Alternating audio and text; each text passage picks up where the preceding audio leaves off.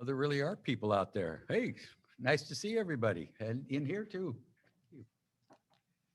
All right. Well, Senator, you want to lead off? Well, you've got the seniority, but they say the Senate has the upper chamber. Is that the thing? It's further east. I like to refer to the Senate as the chamber that's further east. Okay. And I always remind people that the golden man on the roof of the Capitol is looking right at our districts. That's right. There we go.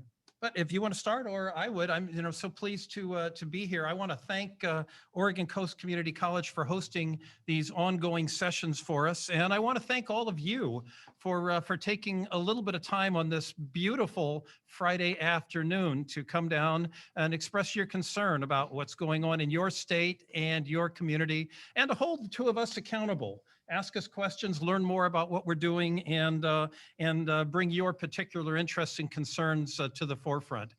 Um, I've just got to start by saying this is an eerie and awkward legislative session, one like I've never seen before. And that's particularly a reflection of what's going on with COVID. Just as your lives and your work and your family has changed, the Oregon legislature has changed as well. And that means that we are holding most of our committee meetings remotely, like we're having this remote gathering here today. And we only go to Salem when the Constitution requires us to be actually in the chamber, in the room, in the building to do a final vote on issues that the committees have sent forward. I mean, there's all kinds of things going on, and if you want to, we can get into that.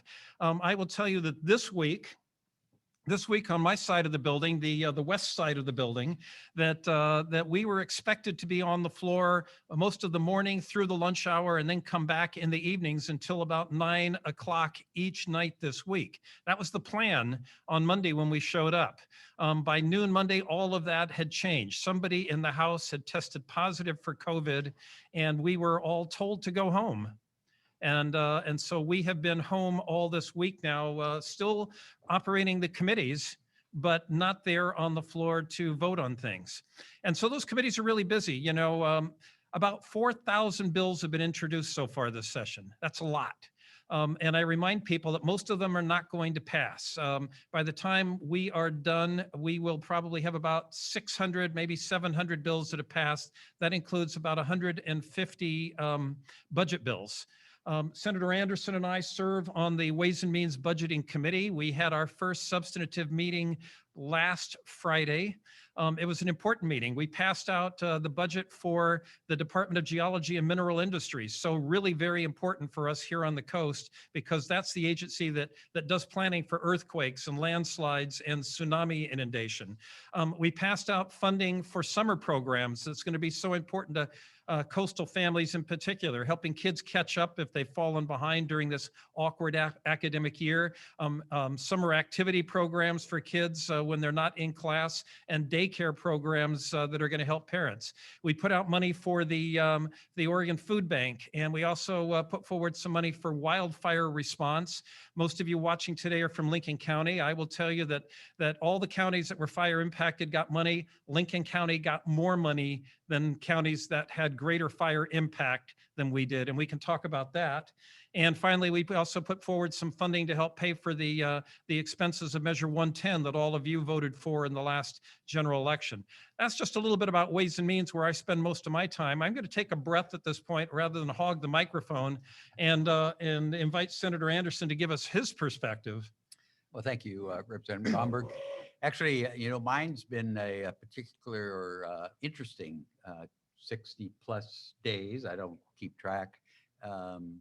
This is a baseline for me. I'm told this is not normal, this session, and I hope it isn't. My time has been spent most of the time actually in Lincoln City, down in my study in front of a screen, attending committee meetings.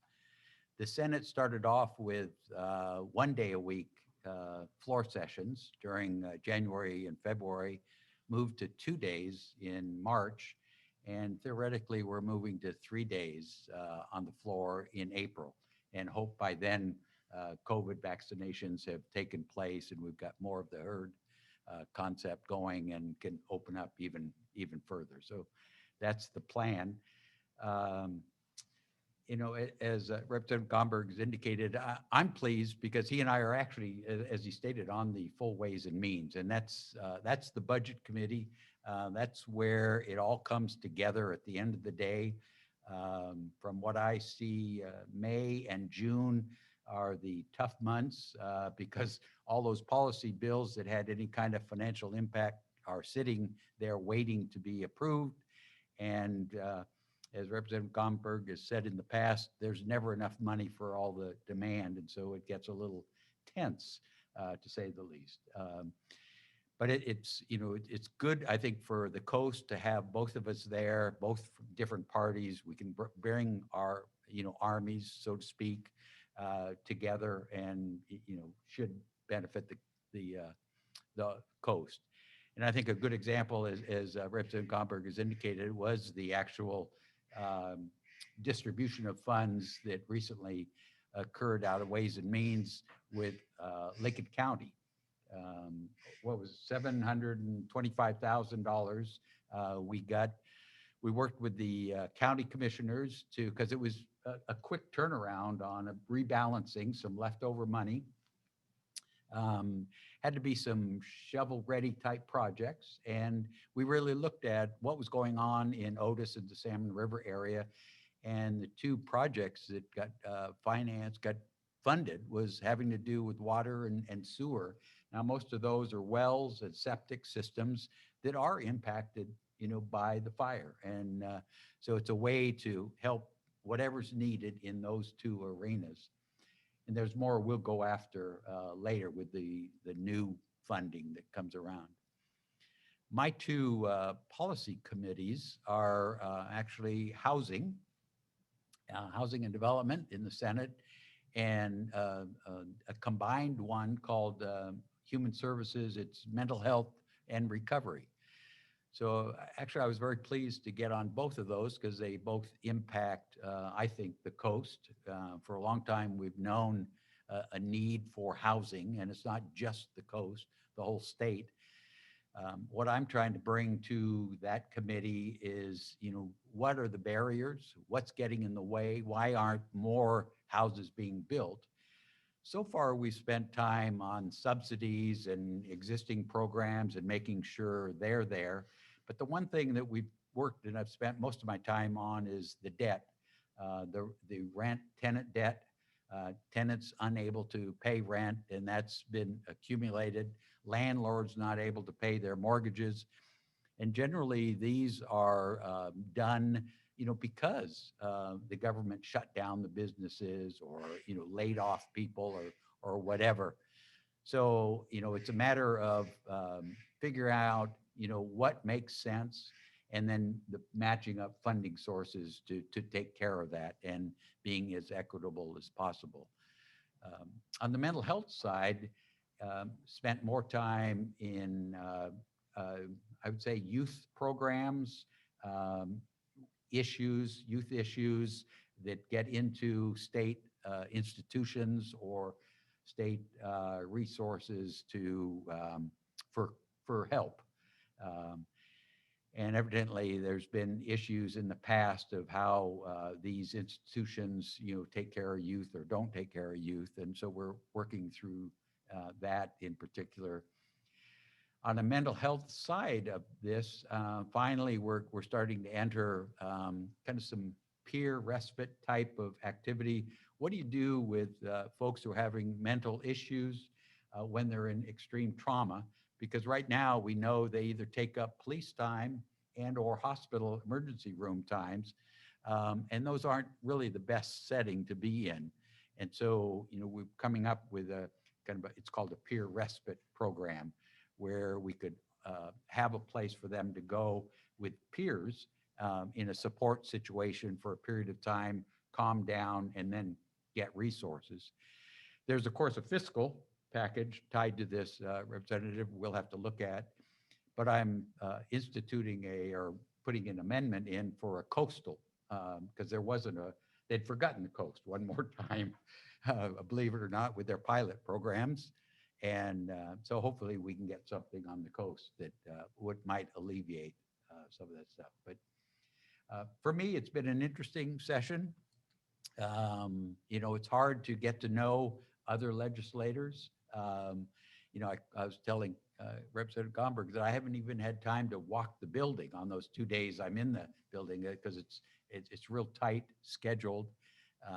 And then if I do have time in Lincoln City, there's nobody here, and it's tough to have everything, by appointment, and the amount of time, as you all know, setting up a Zoom meeting, takes more time than just meeting them at the water cooler. I hope it gets better. I'll be, thrilled for April and May and June to get us into the building at more of a time and open the building up where, lobbyists and citizens can interact. So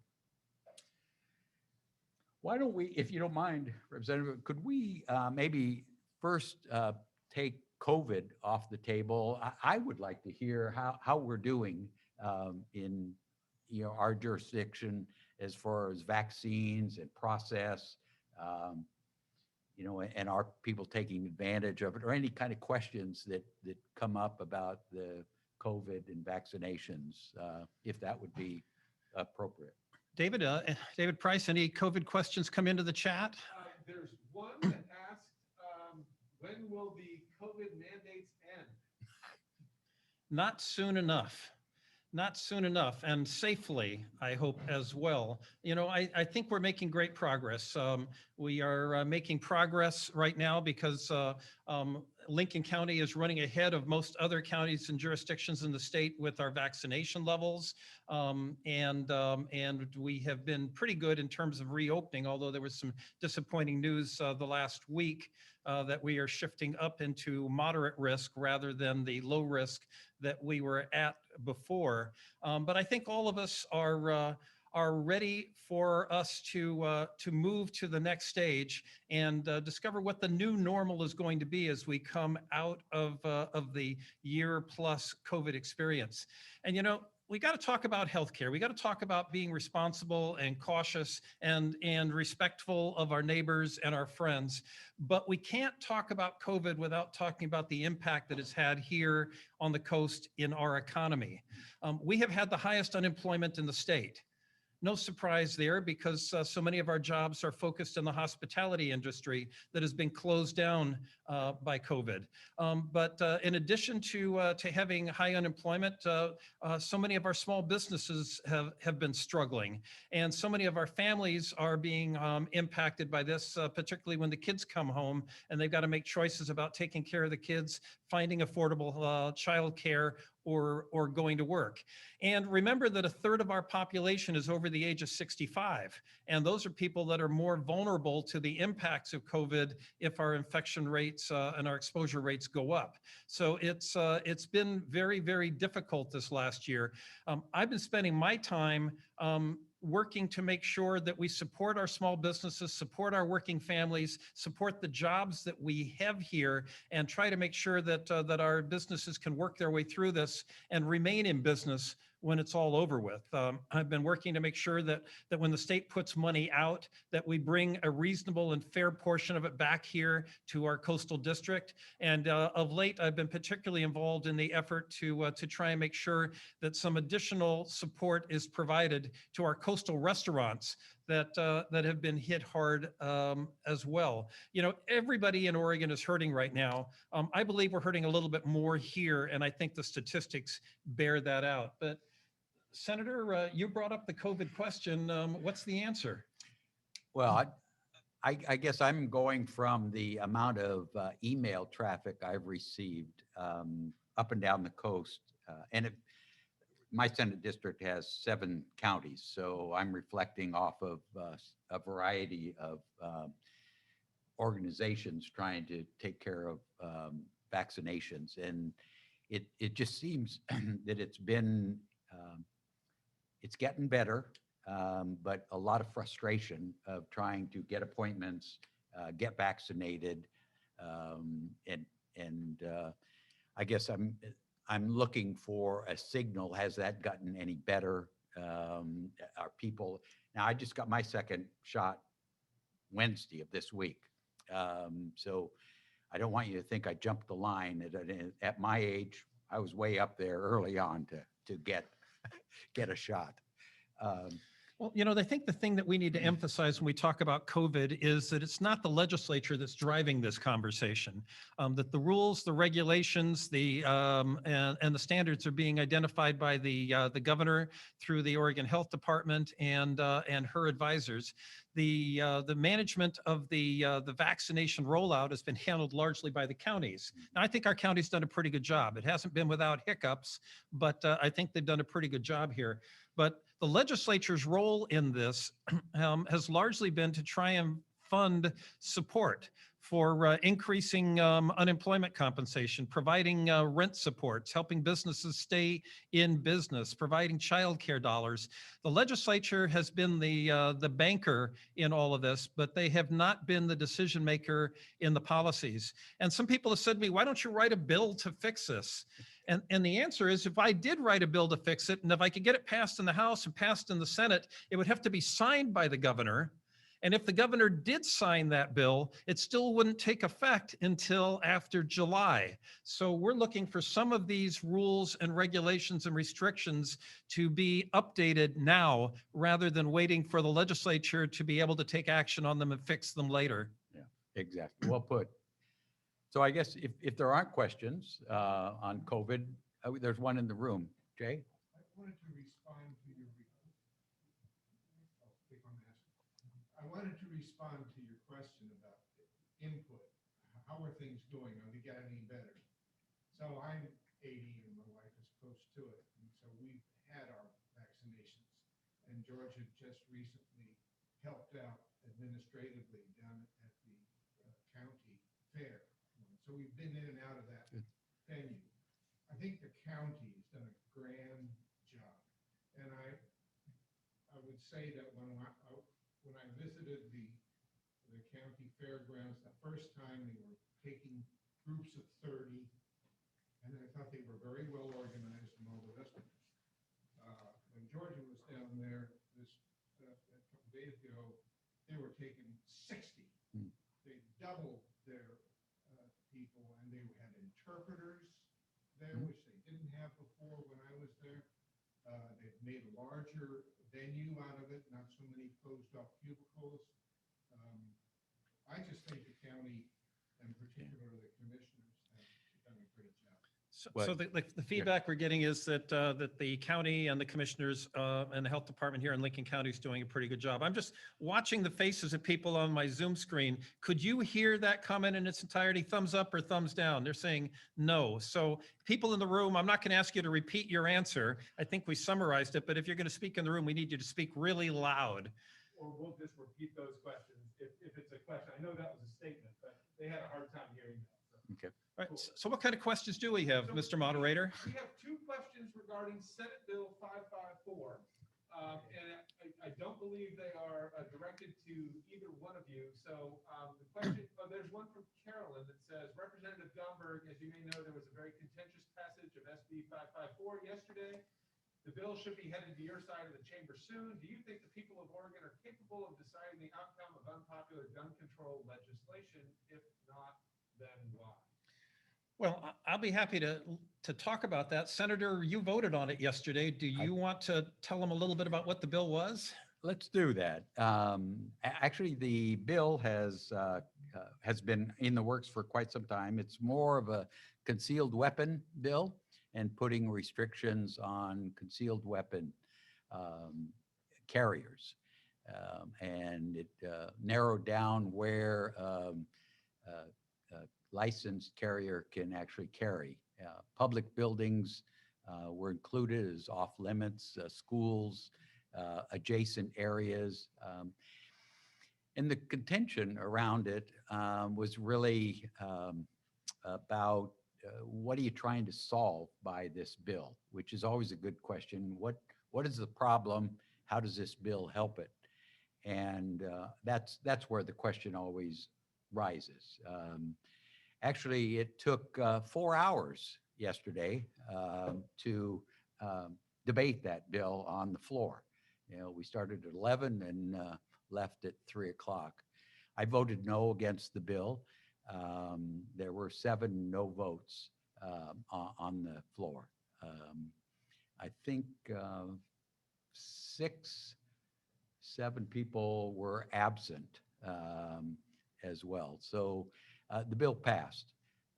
But the reason it took 4 hours, there were a lot of motions made to move that bill to other areas, other committees for review. There wasn't satisfaction that fiscal issues had really been reviewed, because once you say that you're not allowed concealed weapons into a building, then the question is, how are you going to enforce that? If it's metal detectors, who's going to pay for those? None of that kind of stuff came out in the bill. And so it implied that states weren't going to pay for that, even though it was public buildings or who knows what.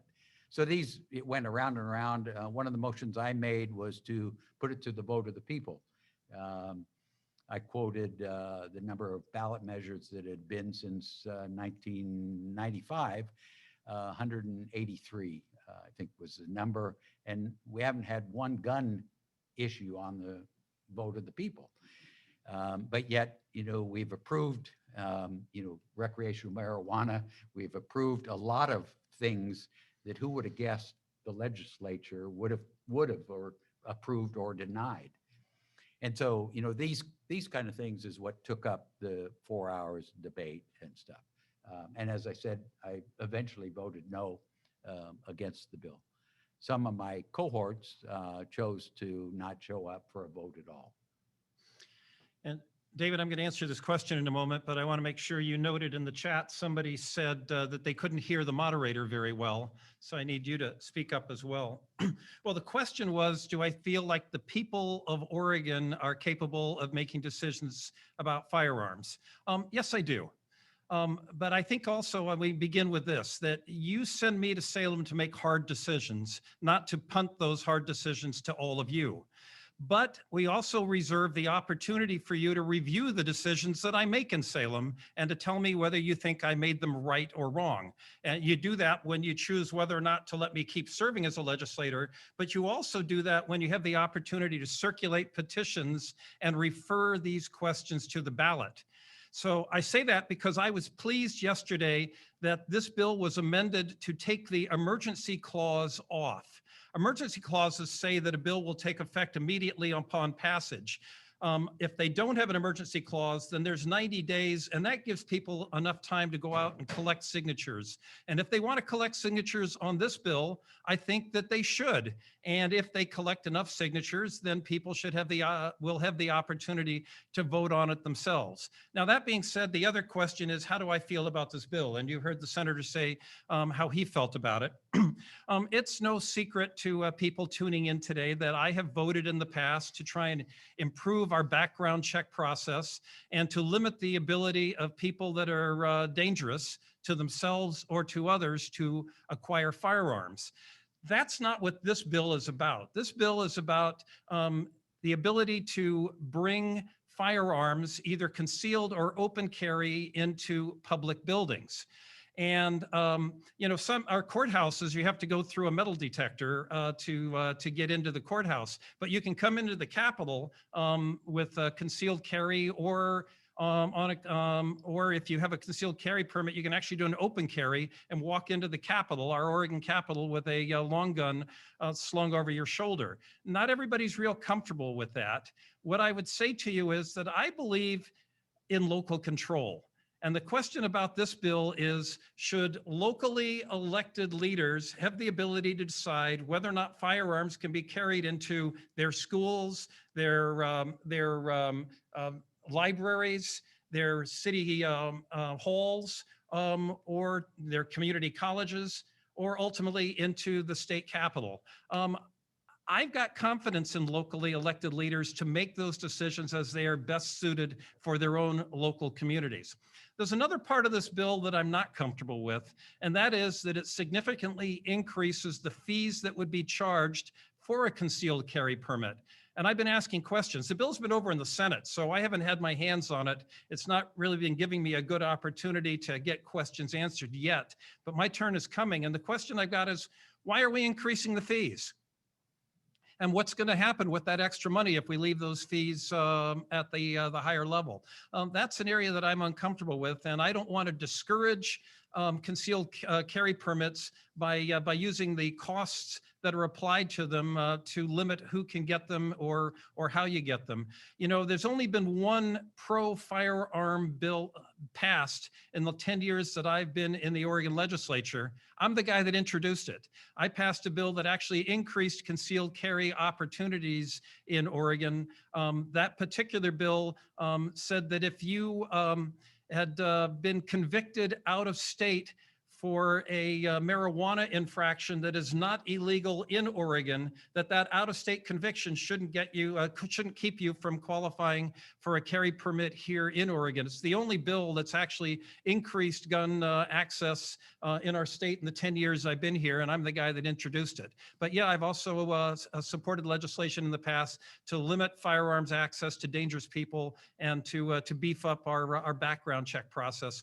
This bill, 554, is coming forward. It'll be really interesting to see what happens to it in the House. And Dave, there may be a related question from somebody in the back of the room.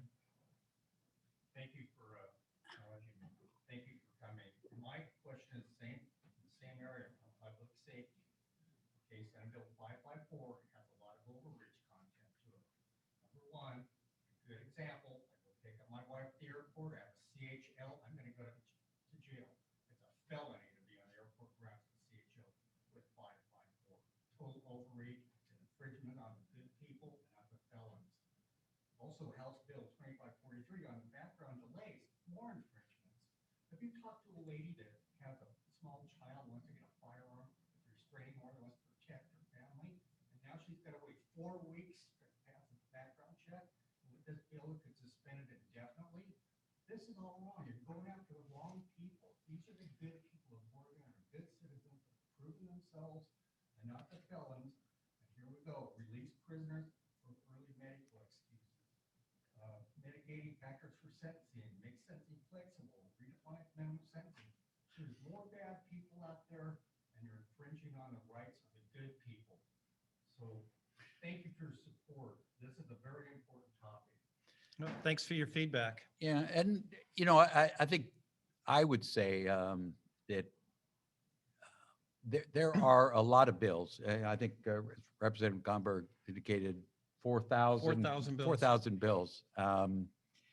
There are a great many bad bills in that 4,000, a great many. In my opinion, this was one. But actually, I'm trying to think, this is probably the first one that I voted no on. And much Representative Gomberg has talked in previous sessions of the number of bills that come through that are bipartisan and that we can all agree. My disappointment as a rookie is I was under the opinion that this session would be about recovery, you know, wildfire recovery, COVID recovery, budget recovery. So, you know, early on when I had the opportunity to talk to leadership, you know, my discussion was around recovery. And even when I was campaigning, I talked about the economy and bringing back the economy, because we know the economy in Oregon can spit out a lot of money when it's churning. And so we needed to get back there. And so I was hoping that we could put some of these contentious bills away for a while. And there are more coming, because clearly there's a question out there that I'm sure is, why didn't you walk as a Republican? Why didn't you withhold a quorum? And, you know, I didn't. And I can tell you, my computer is overloaded with emails of not gratitude by any means for not walking. And my answer is real simple. The reason being is, by walking, withholding quorum, bills don't go away. They just wait. And unless you're going to walk for 3 months and leave unconstitutionally the state in an unbalanced budget, you know, that's your your choice. Because otherwise, the minute you come back with quorum, the bill will be waiting for you. So you're going to have to deal with it sometime. So for me personally, as I didn't like this particular bill, there's plenty more that I like even worse. So my job, and I've even heard, Representative Gomberg talk about, the job in the committees and stuff is to amend, question, try to get things, softened best you could, or extent killed and not see the light of day. We've already had one cutoff date last week or so, where Yeah, time flies. we're in deadline season, and the deadlines in the Senate are different than they Oh, are in the House, which okay. is why it gets confusing. Yeah. But we had our first deadline that a bill has to be scheduled for some kind of action or it dies. Right. Now we're going to come up on our next deadline, which is if it didn't have that action, it dies. And suddenly we go from 4,000 bills to 2,000 bills. And before you know it, we're down to Yeah. 500 bills. And that's what I've tried to explain to people that, keep sending to me actions. What do you think about this bill or House bill or Senate bill or anything? And I just try to calm people down and say, gosh, let's wait until we at least weed out, the multitude of bills and let the committees do their work and that kind of stuff. So, David, other questions or related questions? What do you got? Would you be kind enough to repeat this for me? It is from Elliot, and it is to both of you. Will SJR 3, the amendment excluding legislatures with 10 unexcused absences from seeking elected office, be ratified? And I think it touches on what Senator Andrews was just talking about. All right, so the question deals with, it was at SJR 3, it's a Senate resolution, which means that it's a referral to the voters to change the Constitution. And this particular resolution suggests that if somebody has more than 10 unexcused absences, that they would not be able to seek re-election. my opinion, if the question had to do with, is it going to pass or what's the sense? Will it be ratified?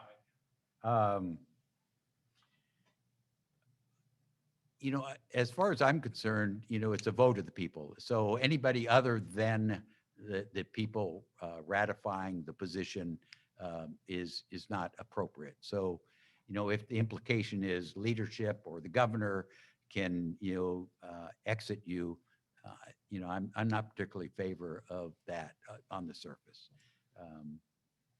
Well, what I would say is, I hope it is ratified. Let's start with that. We'd have to pass the Senate and then pass the House and then go to the voters of Oregon.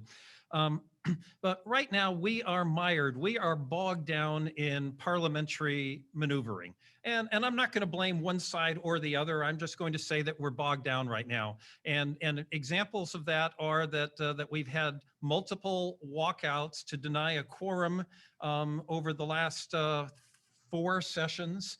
And meanwhile, when we are there in the building, parliamentary steps are being taken to require that bills be read in their entirety, word for word, paragraph by paragraph, before they can be voted on. These are parliamentary maneuvers.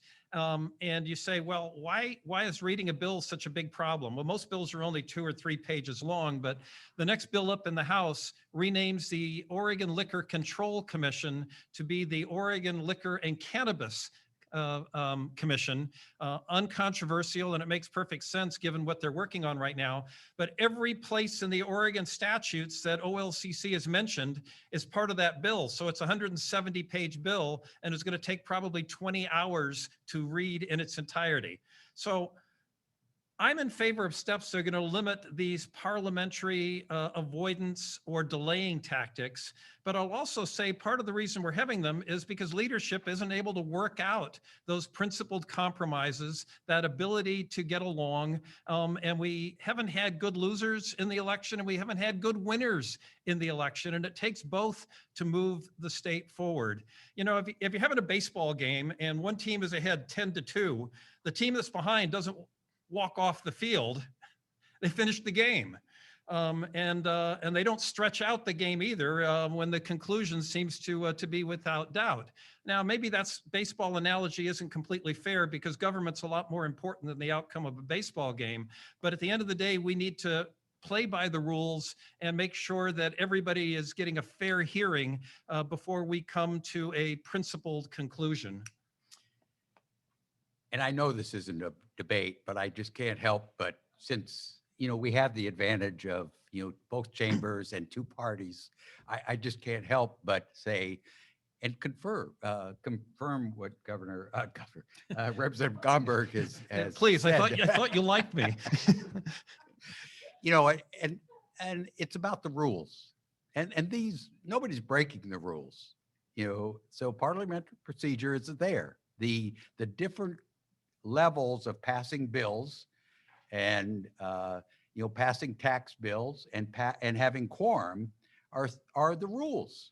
And they're in there for a reason. And I believe our forefathers saw that if there was a time when one party over another had such a huge majority that, it would more than 51%, you could give the other guy a chance to, stop some things or at least, keep the discussion going. So, why in the Senate anyway, you got to have 20 people for a quorum, not 16, because there's only 30 senators, is to involve the other parties. So the parliamentary procedures, you can read rules, you can do, read bills, and, they're construed as slowing down the process. Yeah. But let's talk about the process this year. In the Senate anyway, we're some 12 to 14 days less already of floor sessions. Not by anything quorum has done. We've all been there. Leadership has decided not to have sessions. Now, I can't speak for the House, but in the Senate, I said we only meet one day a week. Well, normally it'd be 2 or 3 times, early on and getting up to, 5, during later in the session. So leadership has already decided to slow it down. So to say, and I was certainly in February, I didn't attend a floor session, and it seemed it was the same day that, they chose to withhold quorum. Mine actually was I had a reaction to my first shot of COVID dose. But anyway, the point being was there wasn't anything going on really on that day anyway. And it seemed like a good time to protest, because in this country you could protest. And, the Republicans decided to really, we'd been hearing from businesses that had been shut down, elder people who had not been able to get vaccinated, and parents were frustrated with not schools opened up, and nobody was listening to them. They heard no voice, nobody talking for them. So this seemed to be a good time to make a stand. We really weren't affecting any process. And, as a result, I like to give credit to that. It put some additional pressure on the governor, and that's where the target was, who was making these decisions. And as right after that, things expanded. So I think it helped. But, there's always 2 sides to the story, if you would, and that's mine. I'm sticking with it. Well, Senator, you're right. I mean, what's going on is within the rules, and there are proposals to update the rules. And I would be remiss if I didn't say that people often remind me the Democrats have walked out too. I thought it was wrong when they did it as well. It certainly hasn't happened amongst the Democrats during my tenure, but it's happened in the past.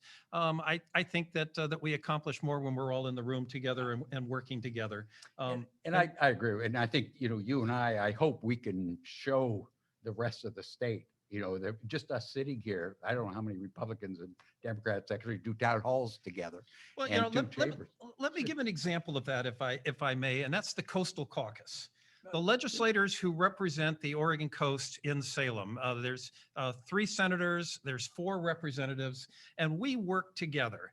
Bipartisan, bicameral, we work together, and it's not about party in the Coastal Caucus, it's about geography. 2 years ago, there were 5 Democrats and 2 Republicans, and they elected a Republican to be the chair. This year, there were 5 Republicans and 2 Democrats, and they elected a Democrat, me, to be the chair. But we continue to work together and I think provide a really good example of bipartisan cooperation to benefit our communities and focus on the things that we have in common rather than the things that divide us. The bipartisan bicameral Coastal Caucus has generated what I call disproportionate influence in the Capitol because we've been able to do that. And it's a good example of how we can bridge that frankly, the divide that is growing too wide and too deep amongst Oregonians. And here at the coast, I think we do a better job than most parts of Oregon. I'd agree. I agree. We have a question that came in a half an hour ago. It's from Adrian, and she wants to know if we can discuss, and please repeat this for me, if we can discuss components of the American Rescue Plan that will benefit the coast and the timing of when we might see those funds. You want to lead? You want me to lead, Go, Senator? go ahead and lead. I'll pull out, all sorts of. ARPA, the American Rescue Plan, is the question. How does it benefit the coast and what are the timeframes? Now, what we're talking about is last year, the CARES Act sent about $2 billion or more to Oregon. The legislature was not in session, and so that money was largely dispersed by the Emergency Board where I serve. But now that we're in legislative session, the federal government is once again sending money our direction. And they are sending, I believe, a little over $5 billion in total. Some of it going directly, excuse me, to our schools, our colleges, and our universities. Some of it going directly to our counties. Some of it going directly to our cities. So for example, Lincoln County is going to receive about $9 million, and Lincoln City is going to receive, I believe, about $1.5 million. And I think Newport is scheduled to receive about 2.5. Each city in Lincoln County is going to receive money. The county is going to receive money. That money hasn't arrived yet, but we will be getting it within the next 60 days. That's money that's coming direct to cities, counties, schools, universities.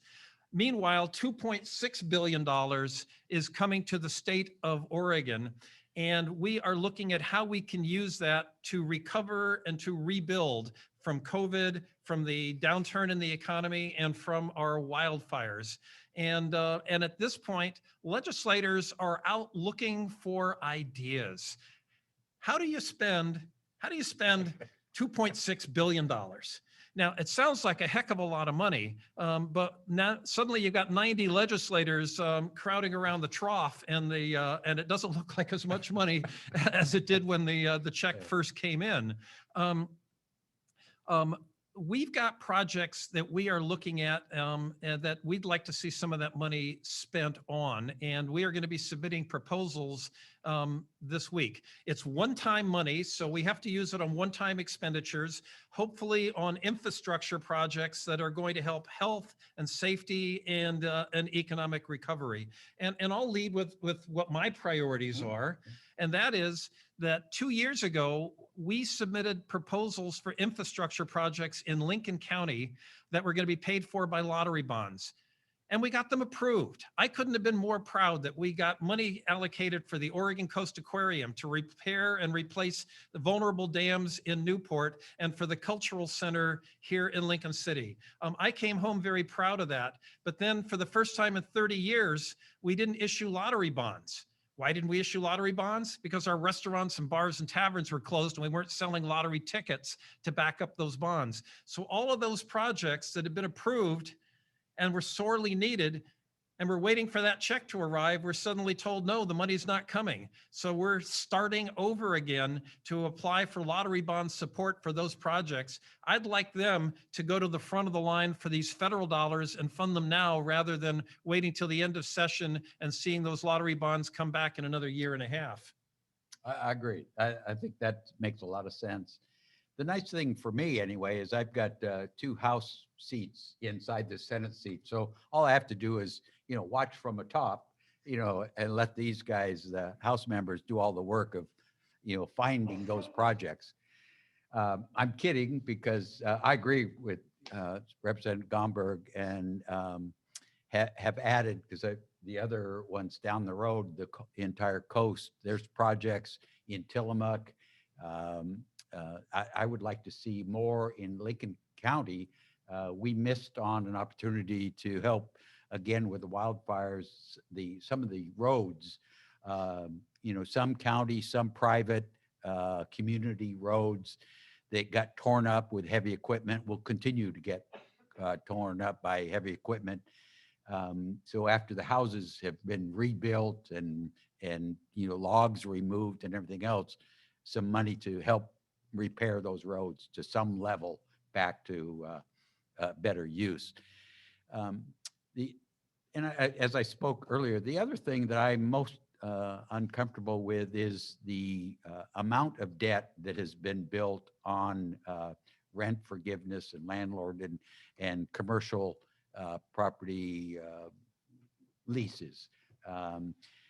It's amazing to me, and hopefully none of you have had to suffer through this, but the worry of this building debt, whether it's your rent or a store space lease, to be compounding, and at some point you're having to pay it to no fault of your own.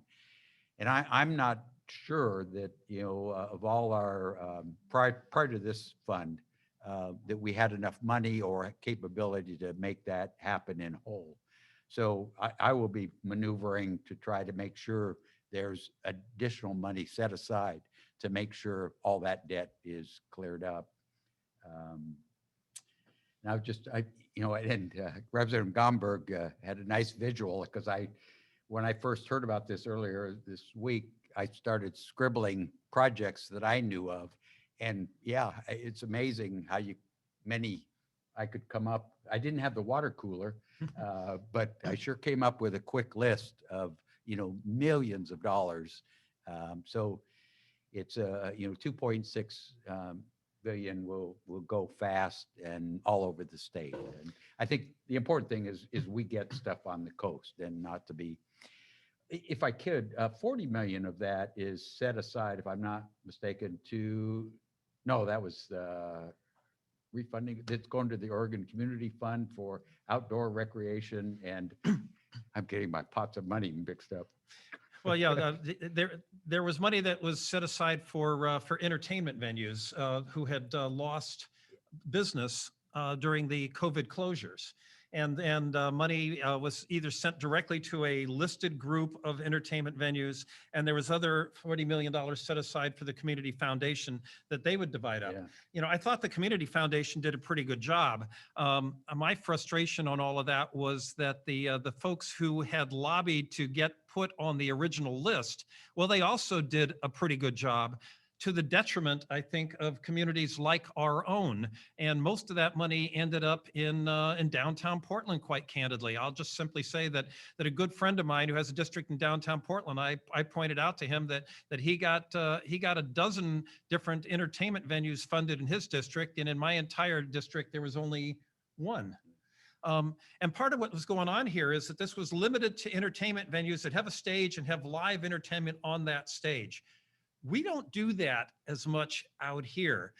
You have a facility and they have a stage and they have entertainment, but they also do weddings and retirement parties. They have a farmer's market out on the lawn. They have art galleries under the roof. They have dance studios inside. They do a variety of different projects and make the multiple use of those facilities that they can in our small communities. And as a consequence of that, they didn't qualify for the money that you're talking about there. But overall, and I'm going to go back to the Coastal Caucus and their effectiveness, because overall the coast has done better, I think, than many parts of Oregon.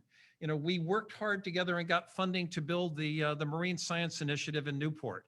We worked hard together to get Highway 20 from Newport over to Corvallis back on track and improved and reopened. We got money for the boat lift in Toledo. We got money up in Nescoin for an emergency egress to come out of that, because right now there's only one way in and one way out, and it's flooded every winter. I mean, we've been really good at bringing home necessary support for the Oregon coast. And that's really a reflection that the coastal legislators have worked together to make that happen, that we found ourselves in influential positions. And we remind our colleagues with annoying frequency that their constituents come out and spend time in our district, and they want to make sure that the roads work, that the water systems work, and public safety works. Yeah. And you make an excellent point, and I think I would hope the audience hears that. As Representative Gomberg talked about, 7 individuals, doesn't sound like a lot in 90, but when you start thinking that each of us sit on 2 or 3 or 5 committees with different legislators, so they hear us, and we're in both chambers, so it starts compounding, and that's where the strength of what would appear like numbers really comes through. And it does work. I've been able to carry to the Senate anyway, my position as local government. Actually, for the first time, we have a caucus of local government electeds. I think it amounts to 20 people that have done local government. And the idea, again, is, and that's part of what I campaigned on, I felt put upon as a mayor of these 90 statewide elected individuals. All of it turned into experts the minute they got to Salem and started, infringing on local government's responsibilities and areas. So I brought that up often. And it's changed in a couple of cases, and I can talk about one bill that was in front of a committee I was in, was regarding around homelessness and storage and transportation and all this kind of stuff. And I pointed out that the restrictions or ideas in it worked well in downtown Portland. They didn't work well in downtown Lincoln City or on the coast.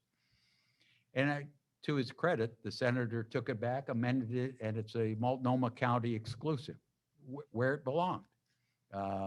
He did keep it as a state bill because he'd like a work session on the subjects and stuff. So, it's that kind of opportunities that starts with a good idea, why we have committee, the discussion that goes on in committee and amendments. So things work. David, new questions? Yes, I'm going to switch microphones, and I hope that people can hear me, and then I'll switch right back. We're going to ask you. They're nodding yes. Great. We're going to ask you 2 different questions. I'm trying to give everybody at least a chance to get one question answered.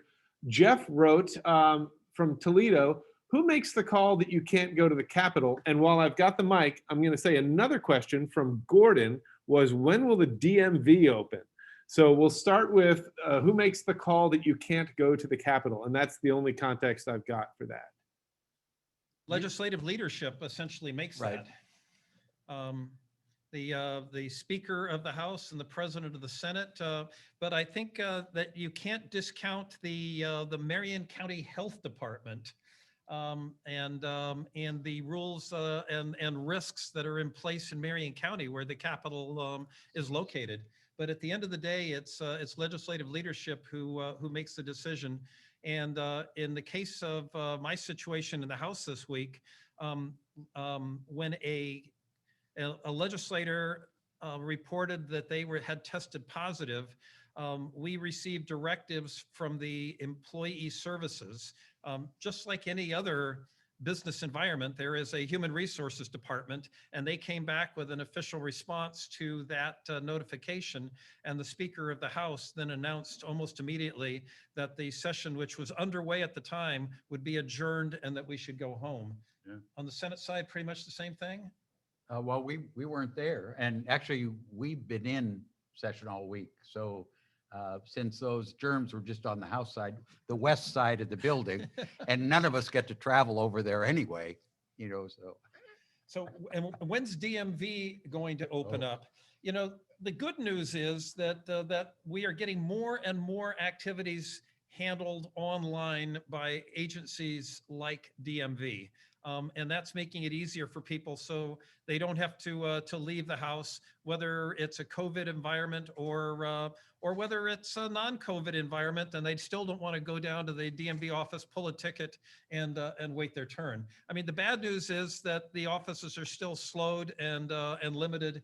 And I can't remember the date that they announced for an opening. I'm focused on the fact that we're closing the gap on the backlog, and that more people are getting taken care of. And I think to the credit, I'm thinking of reports I get every week from DMV, which is a department of ODOT. So, I always get to talk with ODOT and, jam them a little about, their cousin, DMV.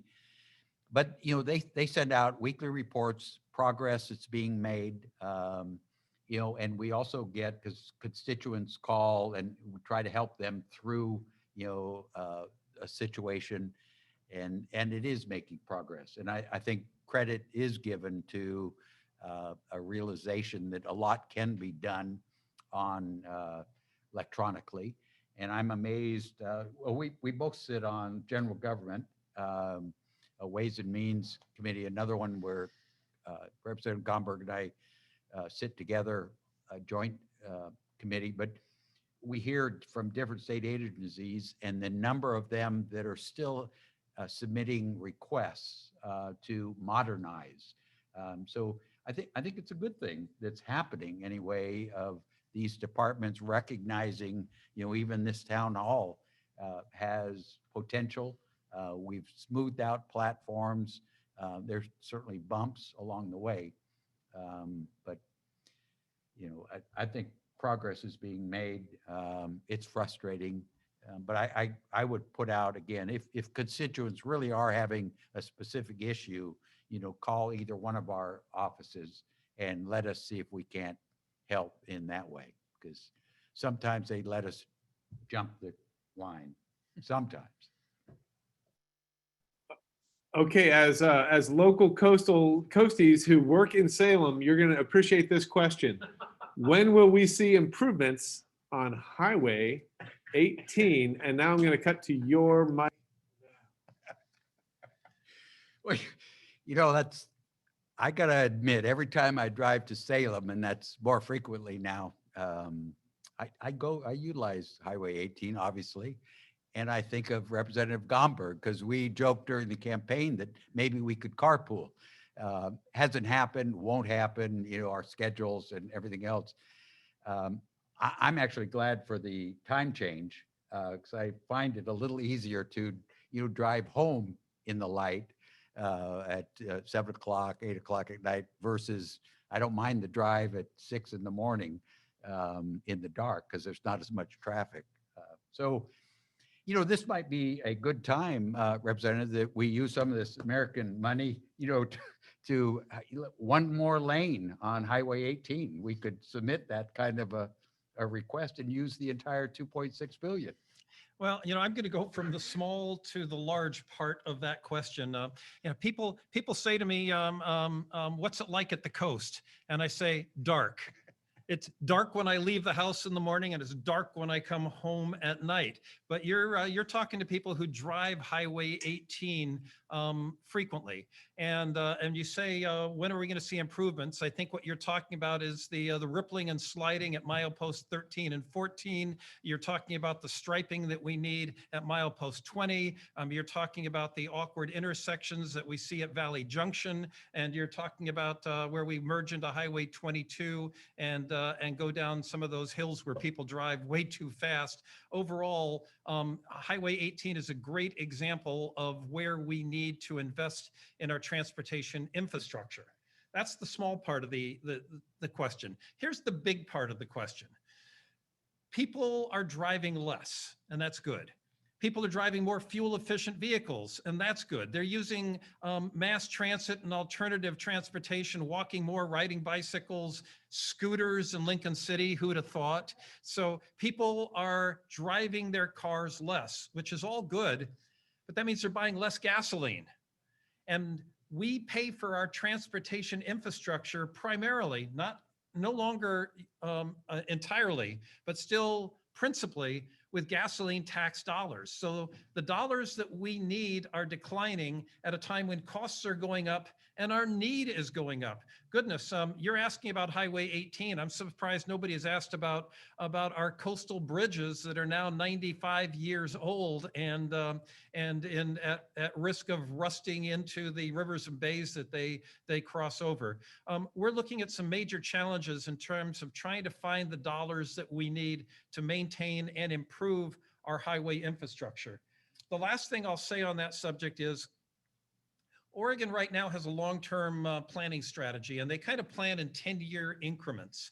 And right now the plan is to focus in the next 10 years on highways in Eastern Oregon.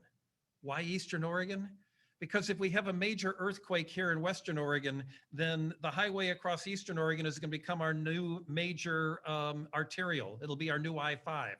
The next 10 years, they want to look at the bridges in downtown Portland because that's where most of the people are, which means that, excuse me, we're 30 years out at looking at major attention to the arterials that run back and forth to the valley from here and to our major north-south arterials and the bridges that are a critical part of them up and down the coast. Yep. Reality. Okay, I have a question here from Cynthia for Senator Anderson. What are you doing to counter vaccine hesitancy among Republicans in our district? Well, so the question is vaccines, and some reason Republicans don't seem to be, the assumption is Republicans don't want them or don't take them at the same rate. I don't know that that's true, would be my first statement. You know, like I say, I just got mine second shot yesterday or Wednesday morning. So, you know, I don't know that it's a true statement.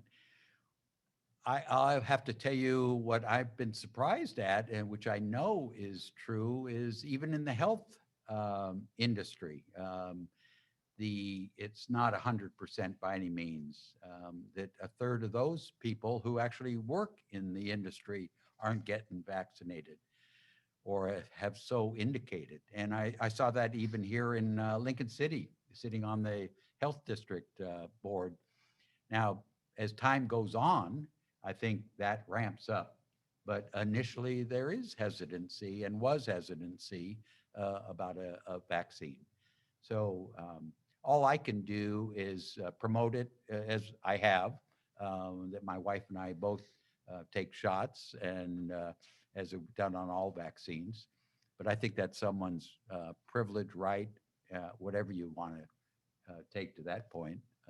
So I don't think it's a card-carrying belief.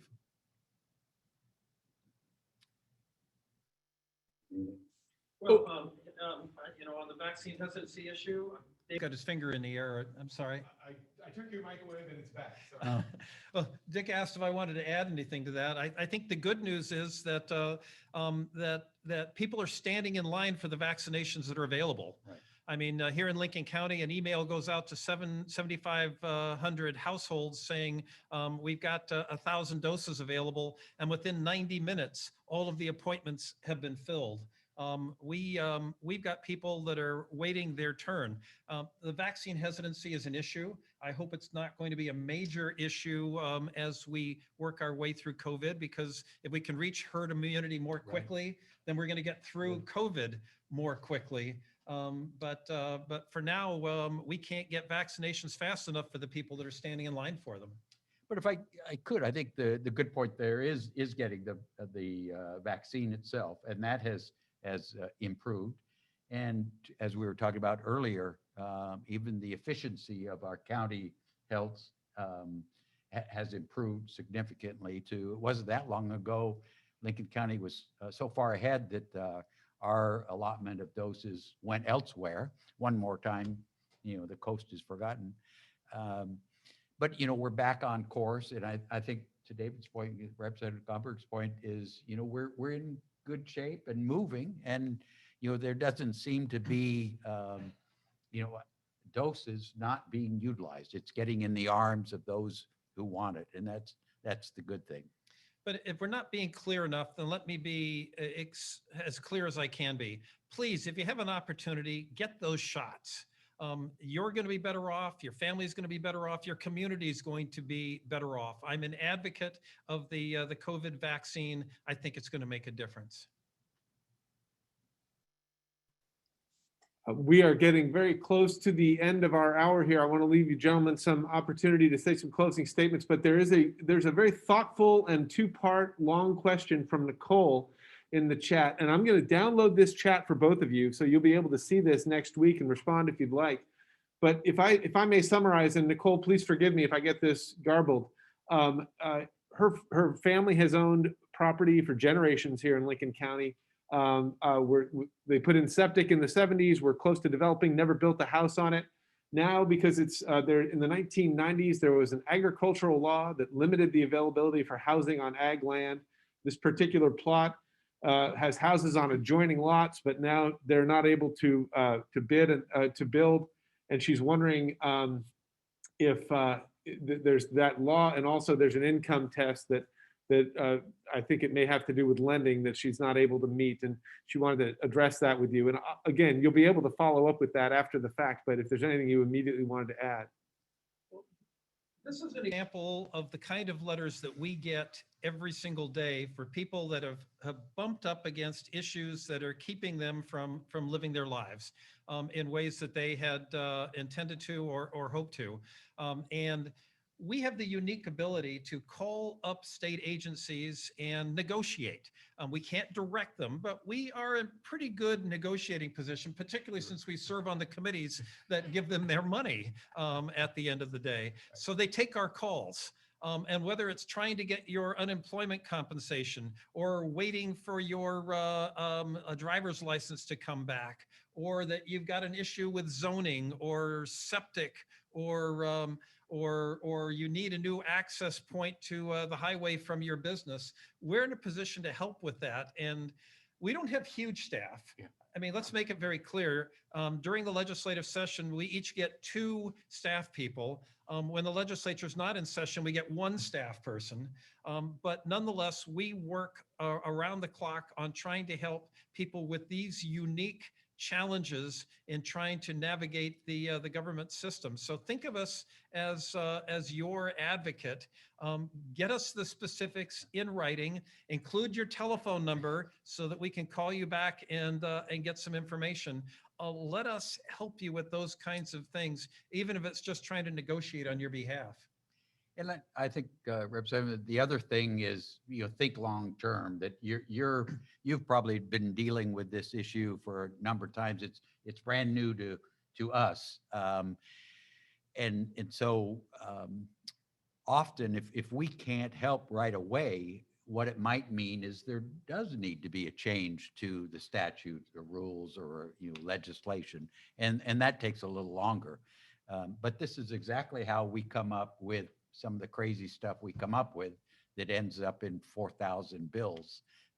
Constituents have to, share with us what they're seeing, feeling, and asking the questions, why? Why does this?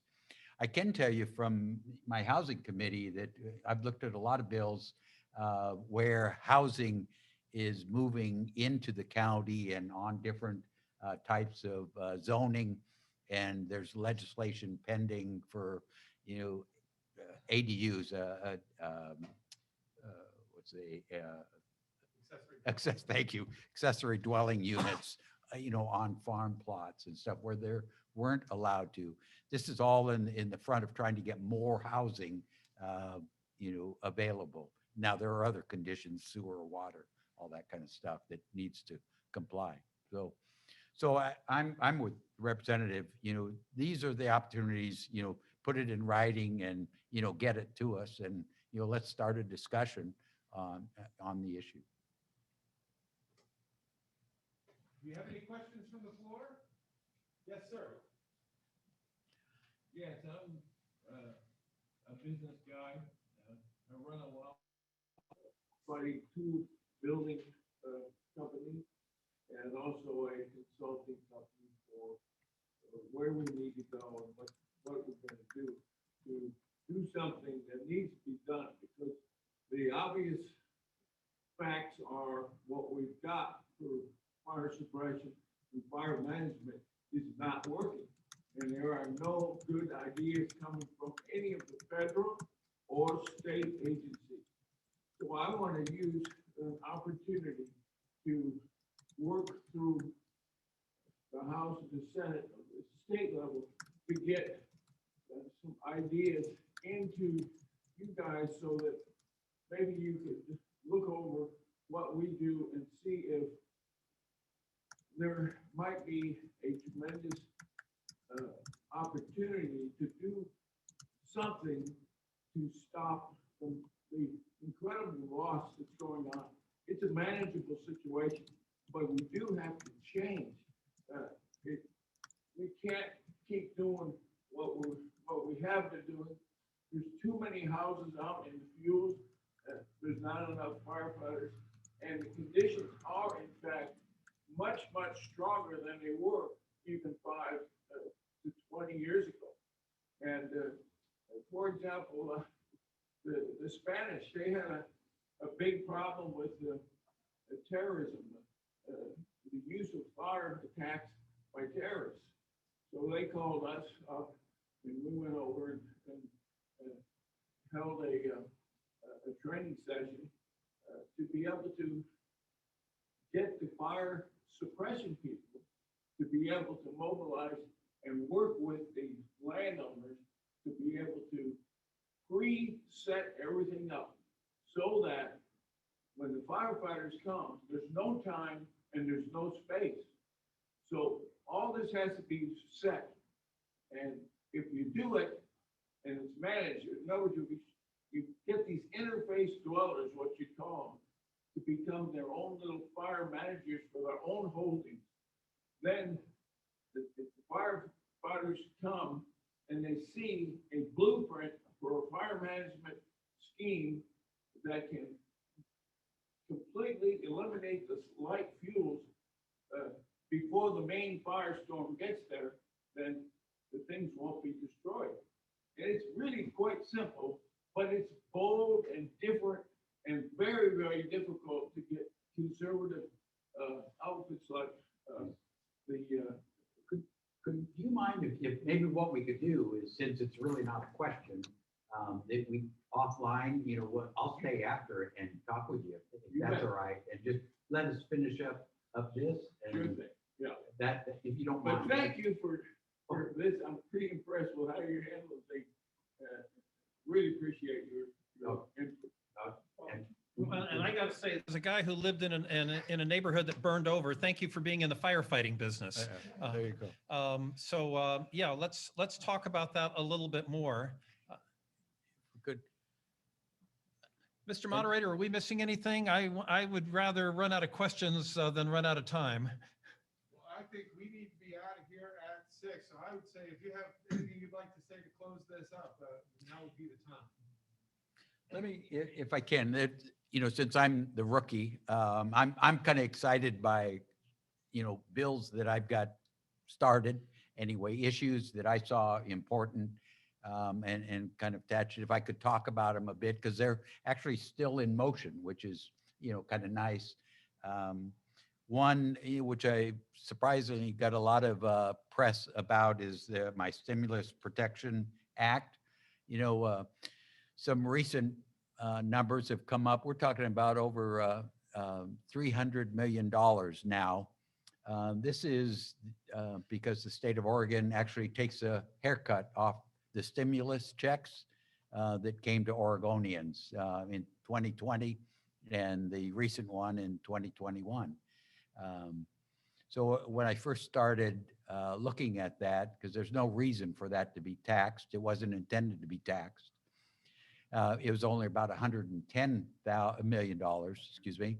And, then when we added the next $600 one and now the $1,400 one, it's gone up to 300 million. So I've got that bill and it's in committee. We're, trying to get a hearing on it and a work session and get it out. But I think, like you, I'm a firm believer that put that kind of money in the hands of the consumer in Oregon and they'll spend it. And that would be good for the economy. Other things, again, I'll back to my days as mayor. A couple of years ago, you may recall the contractor issue where municipalities were discouraged or informed that it was no longer legal to contract out services such as building inspectors and stuff, which we do in Lincoln City. And the reason we do that in Lincoln City is because it ups and it flows with volume. And rather than hiring and firing and laying off, you could outsource that and have a steady flow. Well, you know, so I've got a bill to help straighten that out. It started in the House side, got roadblocked. I've taken it over on the Senate side, new bill number, amendments to it, and starting to move that through. So that would allow, in essence, rural cities, rural communities to continue to outsource rather than having to hire and add to staff when things are real tight. The other one, which having not as much luck with the concept of having property taxes frozen on residential owner occupied properties at 70, when individual owners are 70 years old, freeze them and no longer have the 3% increases that have, especially on the coast, negatively impacted so many people because they get taxed out of their home in later years. So those are some of the things interesting with the COVID tests. If I can, I found a conflict with federal law and state law on the actual. There's a law that indicates on test results you have you can't release the information. I call it information blocking for 7 days. So it's not get the test done in 7 days. It's after the test is done. There are 7 days that the testing lab or whatever can't release the information. And that seemed not helpful at all when we're trying to get results out and kind of stuff. So I've got that bill, and that's actually you've got a work session coming up, and so that information can get out quicker. So it's been kind of interesting. Again, as I started out with, I'm trying to work on recovery kind of things and stay focused on that, and so that's been my area of interest in pushing those kind of bills. So I'm excited, glad to be working for you. It's much different than what I thought it was going to be. After being retired for 15 years, I find the rigid schedule a little daunting. I'm a little tired of 15-minute intervals on Zoom with meetings and that kind of stuff. But it's been great, and hope to get some benefits back to the coast. Well, my greatest disappointment these last 14 or so months has been my inability to get out into the community and meet with people the way I used to. Whether it's going to community organizations, fundraising events for good causes, visiting our schools, visiting our neighborhoods. There was a joke going around that Gomberg would show up to the opening of an envelope if he got notice of it, and I was pretty proud of that story. So I miss the opportunity to get out and engage with people. I appreciate the opportunity to meet with you this way, but it's just not the same. And it's equally true that legislating electronically and remotely, that's just not the same either. I think that we're doing the best we can within the limitations, but I hope very soon we can do better. Most of my involvement in Salem is around the budget. That's where I've focused my attention, trying to get more money for housing, trying to get more money for childcare, trying to support economic development, improve our transportation network, on and on and on. That's where I've done most of my work. But I've got my own bills as well. I don't do a lot of bills every session. I know people that have submitted 100 bills. I'm not in the 100 club. I'm more in the dozen club. But a couple that I'm working on in particular. One of them is intended to address the tax consequences of losing your home. Imagine that, your home burns down in September, but it's at the end of the tax year, not the beginning of the tax year. So you get taxed on a house that's no longer there. That's not right. And we've got a fire affecting a small part of our district right now, but at some point in the future, we're going to have other major natural disasters that are going to affect the entire district when the ground starts shaking and we have an earthquake and the related tsunami. So I'm working on that. I've got a bill to reduce taxes on small businesses. Imagine that. I'm a Democrat and I want to reduce business taxes. Unheard of. But I'm trying to refocus some of the tax benefits that are in place so that the larger businesses don't get all of the benefits, and instead we focus it on the folks at the lower end of the economic chain that are creating jobs and starting businesses and building a future for themselves and their employees. That's something I'm working on. There's a bill that I was very instrumental in amending that came through the House this week. And the bill had the best of intentions, as a lot of them do. It said, we don't want local government to limit the occupancy in residential housing. If it's a big family, they should have a place to live just like small families do. The problem with the bill is that it wasn't limited to just houses that people live in. It was also any kind of residential housing, which means that short-term rentals, vacation homes, could not be limited in how many people stayed there. And I was a little concerned that we were not going to have a local government that was able to limit the number of fraternity brothers or sorority sisters that showed up in a 3-bedroom house in your neighborhood.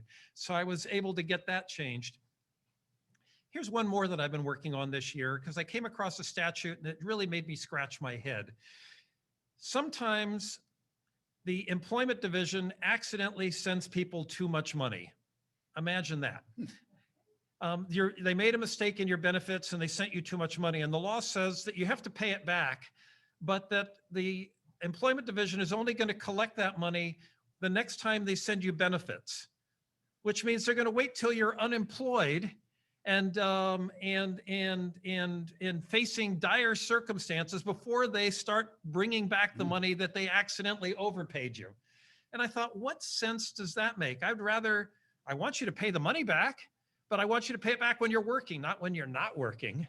So I've been taking that bill through the process, and it's scheduled to see some action in the House next week. And Senator, I hope that we can get all of those good bills on their way to you. I mean, 4,000 bills, every one of them is a good idea to somebody. But that doesn't mean that they're a good idea for everybody. And that doesn't mean that they're a good idea for all parts of Oregon, or particularly for our part of Oregon. And that's why I'm so proud to be able to be your voice and your representative in Salem. We're not going to agree on everything. Senator Anderson and I work well together, but honestly, we don't agree on everything. Can I say candidly, my wife doesn't agree with me on everything, and when she doesn't, I hear about it.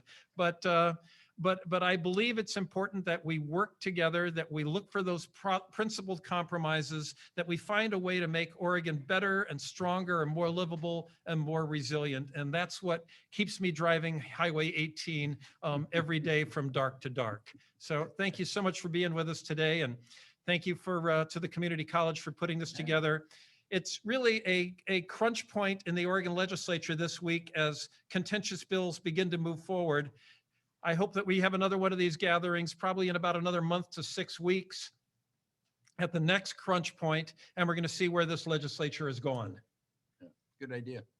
And thank you, David and Ethan, for your work. This is great. All right. Thank you all. Can you thank them for me? They can't. Thank you, guys. The for- the moderator is saying thank you. And we thank you. And don't limit yourself to these kind of gatherings to communicate with us. I mean, I meet with chambers of commerce, I meet with Rotary, I meet with the League of Women Voters, I meet with specialty groups like realtors or environmentalists or neighborhood associations. But get a hold of us, call us up, send us an email, and let us know your concerns, your ideas, or your feedback. Let us know whether you think we're doing things right or doing things wrong. But I really want to thank the community college for setting this up, and the community college is thanking all of you for joining us today.